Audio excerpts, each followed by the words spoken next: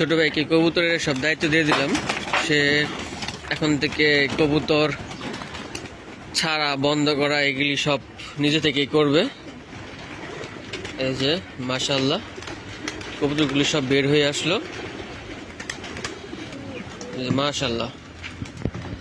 এখন সেই খাবার টাবার দিবে কবুতরকে, দেখা যত্ন যত কিছু লাগে সেই এখন থেকে করবে।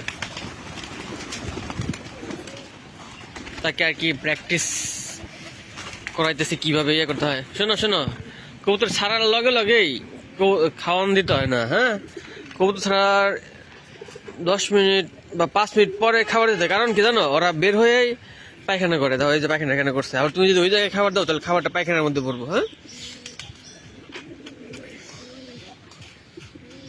আহ আহ আহ আহ আহ আহ আহ এখন খাবার দাও, এদিকে খাবার দাও।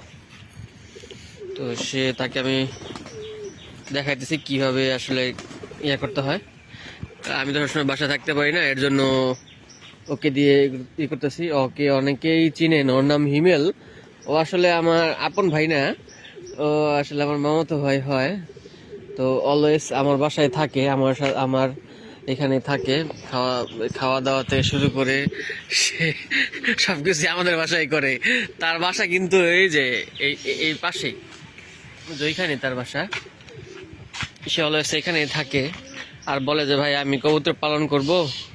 পরে আমি বলছি যে তোমার কবুতর পালন দরকার কি, তো আমার বাসায় যেগুলি আছে এগুলি দেখা দেখা টাকা ইয়ে করতে পারো।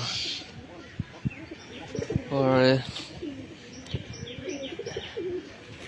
আমাদের কবুতরগুলিও তার যে শিকারি হয়ে, শিকারি না আসলে কবুতরগুলি তার পোষ মেনে গেছে। তার এখানে দেখেন এই যে তার হাতেও খাবার খায়। এই যে দেখেন এই যে, আসলে আপনি যখন সময় দিবেন কবুতরকে তখন কবুতর আপনার সাথে ফ্রেন্ডলি হয়ে যাবে। আর এই যে সেই গ্রিবাজ কবুতরটা এখনো যায়নি, আছে। কেউ যদি এই গ্রিবাজ কবুতরটা নিতে চান তাকে আমি উপহার হিসেবে দিতে চাই। কারণ যার কবুতর সে তো আর আসলো না, আর আসবে কিনা তাও জানি না।